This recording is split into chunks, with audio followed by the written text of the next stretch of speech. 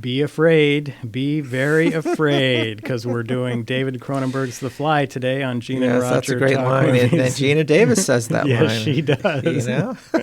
So that was the tagline for the 1986 release of The Fly, a remake of the original, I think it was 1958 film. Which isn't bad. Right. No, Which that one's doesn't good. suck. But this is one of the rare examples of the remake really kicking butt and being Yes, awesome. it's good. So, Gene, let's jump right in. What are your thoughts? Yeah, going on last week, we talked about Videodrome, and I didn't like it. I thought it was just super slow, and the characters weren't compelling. But in this movie, like Scott and Roger thought this movie was conventional. I'm using air quotes right here. But, sometimes conventional is, come on, it's entertainment, and it just flat out works. This movie works. There are compelling characters. This movie really just revolves around the relationship between Gina Davis, Jeff Goldblum. In a way, you could just toss out all the other characters, but because it's all about those two guys, the movie kind of revolves around them. Their relationship and their evolution as characters. So you like those characters. You're tied into them. You want them to do well, but then there's this other thing happening, and that it's working to perhaps destroy both of them. Certainly it ends up destroying one of them, and it almost destroys the other. But, this movie is wildly entertaining. Back in the 1986, I think. 1986. Yeah, it made a ton of money. Good return for the producers. I can't remember who they are. Well, here's one of the producers, Mel Brooks. Amazing. Yeah, it's a Brooks film production, and so Mel Brooks did not put his name on the film because, of course, he's associated with comedy. Right. And so he had produced The Elephant Man, the David Lynch film. Yes, which is great, by the way. And then he did this one as well. But he's like, no, I can't put my name no, there. you can't, because then they'll think it's a comedy. Yeah, it would distract from the movie. But I wildly would recommend this movie. I think it's great. From beginning. Well, it's a little slow at the beginning there, but I can see David Cronenberg try to set up the relationship between Gina Davis, Jeff Goldblum. And so, you got to make it happen. You got to make it roll in. So you just kind of roll with it, but it gets going and it works. Well, and I think Jeff Goldblum really makes it work because, he does. Of course, we all know the story of The Fly. He's got these teleporters, and he teleports himself with a fly in the teleporter, and then he kind of starts turning into a fly. Yes. But I love his performance because after that event occurs, he slowly starts to behave like a fly with the way he starts speaking really fast. The computer merges them. It fuses them together because the computer doesn't know what to do. It's not designed for two entities. It's only one. So there's two, so it merges them. Mm-hmm. Yeah. And so I think his performance where he just starts getting like super manic and just speaking really fast. Yep. Dumping, I don't even know how many teaspoons of sugar in his coffee. He's right. Always Gina Davis is freaking out. I know, he's always eating a chocolate Viola, bar. I think her name is. Yeah, and then I also like the Cronenberg influence here. This is right in David Cronenberg's alley, of course, because he's all about this kind of disintegration of the human form and all this kind of stuff. He disintegrates for He sure. does, but there's also great Cronenberg-specific dialogue, like when Jeff Goldblum is freaking out because he thinks Gina Davis, she doesn't want to go through the pods to become this super entity thing, and he's like, well, you're just not ready to jump into the plasma pool and all this kind of stuff. And I'm just like, yeah, I could see David Cronenberg late at night just writing the screenplay. He's like, oh, yeah, I got to put that in there, the plasma pool. That's great. And talking about how the computer doesn't understand how to transport living tissue. I got to teach it how to understand the craziness of the flesh and all this. Right. And I'm just like, yep, total David Cronenberg right there.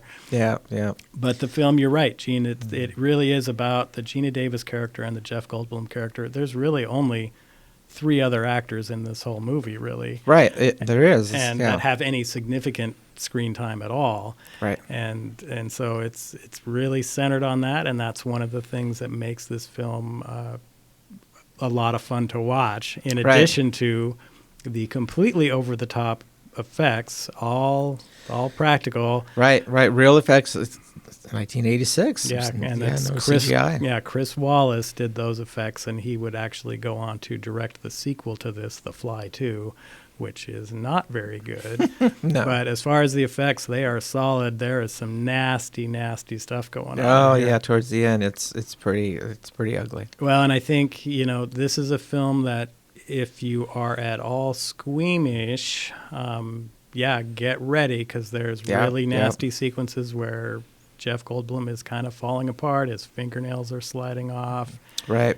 He sheds, his blood is white. Yeah, well, it's like that acidy kind of stuff that he's vomiting up because he can't eat anymore because all of his teeth have fallen out, and of course he's more fly now, and so he's got to put this acid all over whatever food he's going to go. There is one small piece of comedy there when he does for the first time vomit up all over that donut or whatever. Yeah.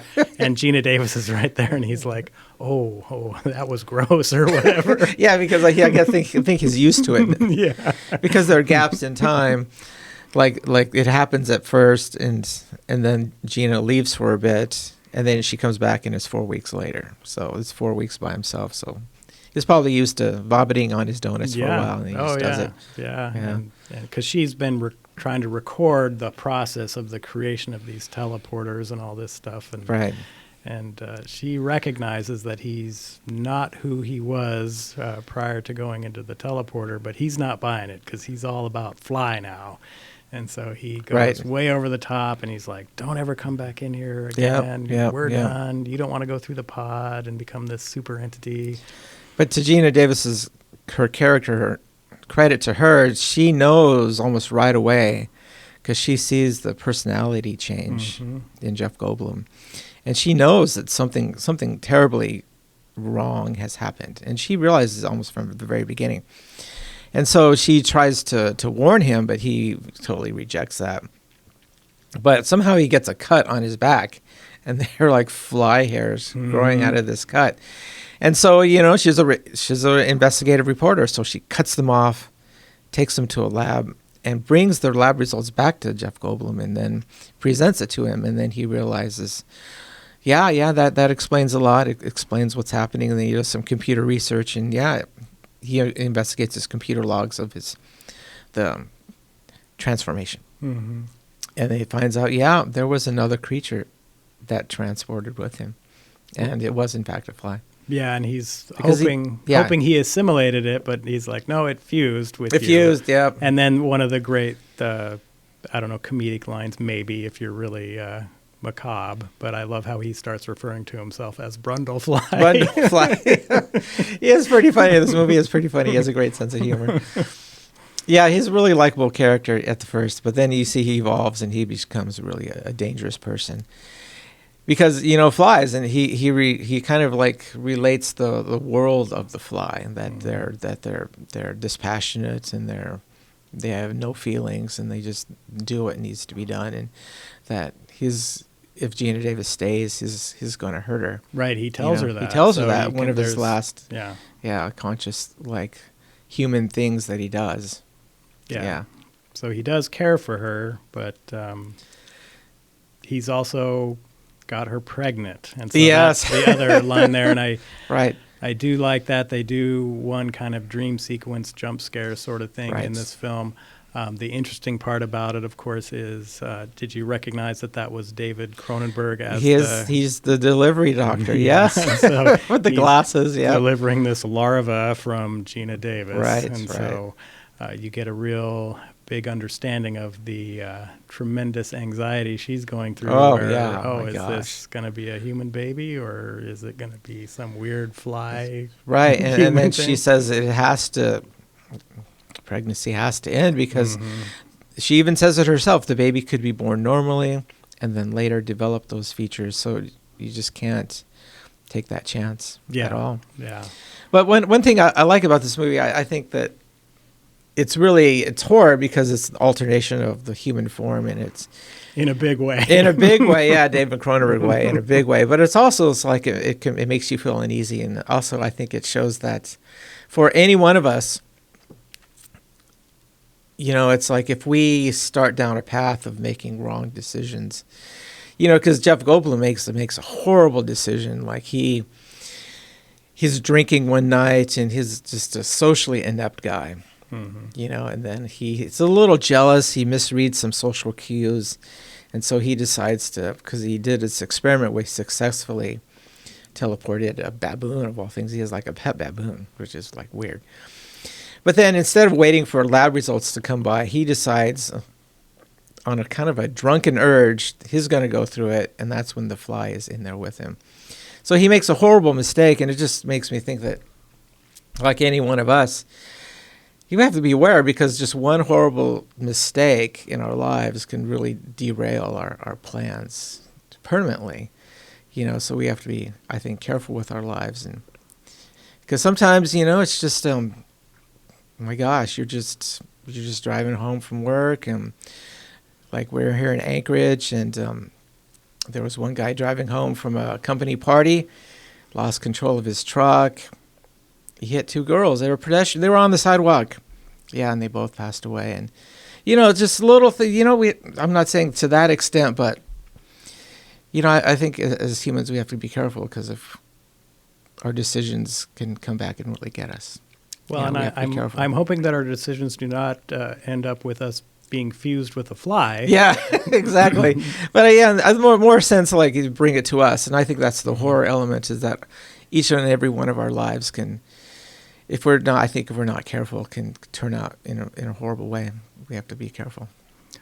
Absolutely correct. As the film, I just really like the ending of this film as well, Gene, where there's a sequence where, and again, if you can't handle goopy, messy, gory stuff, this is not necessarily the movie for you. But if you can, this is great, because I love when she's like kind of pushing on his face and his jaw just falls off. Why does he need a jaw? He doesn't need a jaw anymore. Yeah, his ear falls off. Right, and then his legs change, and his skin is just falling off of him. Yeah. And then this, I don't even know, 6 foot tall fly-like creature finally emerges. Right. And because he's trying to get her into the pod, because he's trying now. He's decided, the computer has decided that if you can fuse yourself with a clean human, maybe that's going to reverse some of the effects of this fly. Or dilute the fly effects, right. And so he's trying, and now that Gina Davis is pregnant as well, he's like, I can get 2 for 1 here, so let's throw you into He still tries to be funny. Yeah, and, it's just chaos at the end there. There is this former boyfriend of Gina Davis who is on scene there as well. He's got a shotgun. There is an extensive gore sequence there where... Again, involving that fly, regurgitated acidic stuff, enzyme, they say it is. Just melting his hand away. Yep, in his leg too. Yeah, and so you kind of feel for that guy, although he's kind of a creepy guy. Yeah, that character is very interesting. The dynamic between the Gina Davis character and him are... Because he comes across at the beginning as like some sort of, you are like a potentially abusive person. Yeah, I think actually he is. And is that why Gina Davis kind of is trying to get away from you? He follows her around. He gets really over the top with her relationship with the Jeff Goldblum character. Yep. But then later he's like, I don't know, he's just a weird character. He's like a classic like manipulator, abuser kind of character, because... I'm going to publish this story that you don't want published because you don't have all. And then she's like, well, no, this is my story. You've got to let me take it. And then he acquiesces to that. But then he's like, well, can we just go have sex now? Right. And it's just like, terrible. Yeah. It's, what's the deal? And so when he's getting his hand completely melted turned into goo, and then one of his feet as well, you're like, okay, this is fine. Because it just, unlike Jeff Goldblum and Gina Davis, you don't like this guy. No. And so I'm okay that you're all your now. skin is melting. But then at the very end, and we'll obviously spoil the end now. Yeah, but he saves the day. Actually, he does save the day by somehow coming out of his stupor of shock and shooting the cables that connect the 2 pods right as the Gina fly Davis's pod is trying to teleport. So the fly opens the door and then gets teleported, and so he he becomes one with the teleporter as well. So Right, he's it's this just- huge mess at I the think end. kind of go along with what I was saying before is like, but I think it's just like you make a bad decision sometimes. You see this all the time. It's like then you would think that, oh, let's leave those bad decisions behind and let's maybe start maybe getting advice. Like maybe make some good decisions from now on. No, but you see people making bad decision after bad decision after bad decision. And Jeff Goldblum, after the initial bad decision to get in the transporter while he's drunk, teleporter, excuse me, at the end, he makes another bad decision, and the teleporter ends up fusing him with the metal door. So he is, at the very end of the movie, is just the opposite has happened than what he wanted. I'm giving him a pass at the end of the movie because he was full on fly at Yeah, that point. yeah. There was no Jeff Goldblum really left, except enough of that character to basically show Gina Davis that please use this shotgun on my head. End it all. You know? It's over now. Yeah. Right. Yeah. And so- And you feel for him because he was a great guy. He really was. But his poor decision kind of derailed his whole life, and he ended up there. Well, and I like how you were talking about how he's socially awkward. You discover later through some dialogue that he's been working on this project for 6 years. And so he's been in that warehouse by himself, basically working away on this thing. Yep. And so, yeah, it all fits really nice. I think the story moves right along. I mean, we start immediately. It's just this 1 minute setup where Gina Davis meets him at this scientist conference or whatever. And the very next scene is, oh, here's my pods in my warehouse. I'm going to show them to you. And yeah, let me teleport some stuff for you to see. And so it really goes right along. It's only 97 minutes long. Yeah, it gets to the point. It's good. And so I really do appreciate that. We talked about that with The Omen a couple weeks back where, yeah, not a lot of backstory. It's just happening. We're right here, right now. We're just showing up. Let's just and do it. things are going. And then, of course, in lovely David Cronenberg fashion, it just degenerates into a massive goopy nightmare stuff. Yeah, and I like it because at the end there's really no epilogue or anything. Jeff Goldblum, he dies, and the very next second, credits are rolling. Yep. Yeah. So you told your story. Let's go. Let's go. And of course, the pregnancy angle is unresolved. Right. It leaves the sequel. Yeah, until The Fly 2, of course. But I did like that as well, where you kind of have an idea of what Gina Davis is going to do with that baby, but it's not resolved. And so the movie just ends right there. And, many people will say this was kind of the high point for David Cronenberg. I disagree. He had a lot more awesome movies in him. I mentioned Crash last week, and then also Existenz, which I really love. Mm-hmm. But, Gene, anything more about The Fly? The Fly. It's good stuff. It's also like if you watch movies from the 80s, they're time capsules in a way, right? Mm-hmm. I guess Roger and I His were giant alive. phone. Yeah, it's just like you can see people living in the 80s. What were their lives like in the 80s? Like the women with the big hair, the suits with the shoulder little pads, and just his giant phone too. Yeah, his giant phone trying to call and Chinese the cars, food. and it's like, okay, you get a look at the past. Yeah, and of course, people are still smoking left and right too. Yeah, and they're smoking, a lot of smoking. It's like, what in the world? But it's a great movie. Yeah, go see it. Yeah, total Worth your time. agreement. Total agreement with Gene on this one. I'm glad he liked this one a lot better than Videodrome. Videodrome was. Yeah, it's.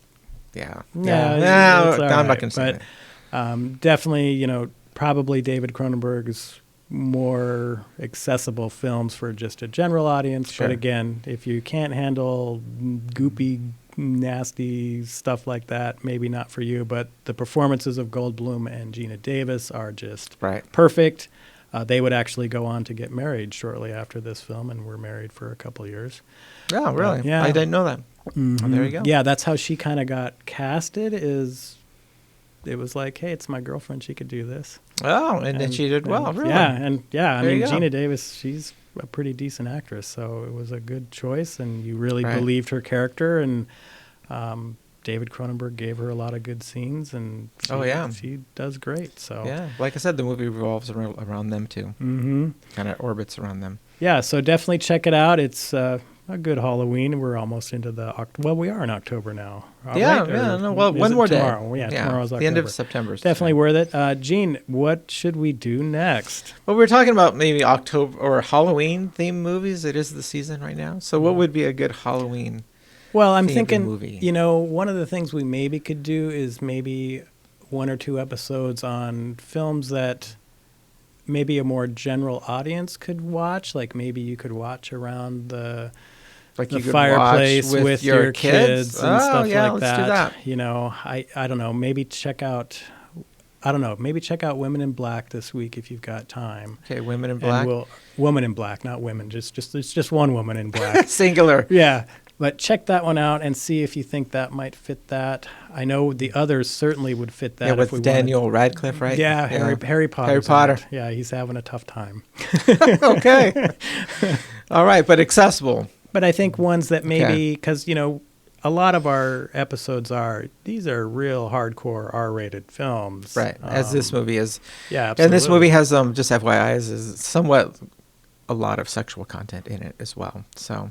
Yeah, there's no actual nudity showing. No. But there's definitely... Yeah, you get the point. Yeah, apparently when you fuse with a fly, you have tremendous sexual prowess. Right. Right, yeah, yes. But I'm thinking maybe we could do 1 or 2 episodes where it's like, yeah, they're good horror movies, but they're not so over-the-top crazy that you couldn't watch it with, like, your 12-year-old or whatever. Well, there you go. Something like that. Awesome. So anyway, we'll figure something out and do something next week. Thanks for tuning in, and we'll catch you next time. Bye-bye. Bye.